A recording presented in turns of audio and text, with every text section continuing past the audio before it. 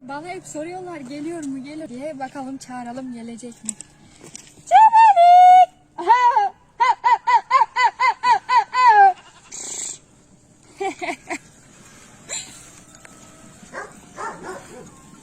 Tamam, kapat.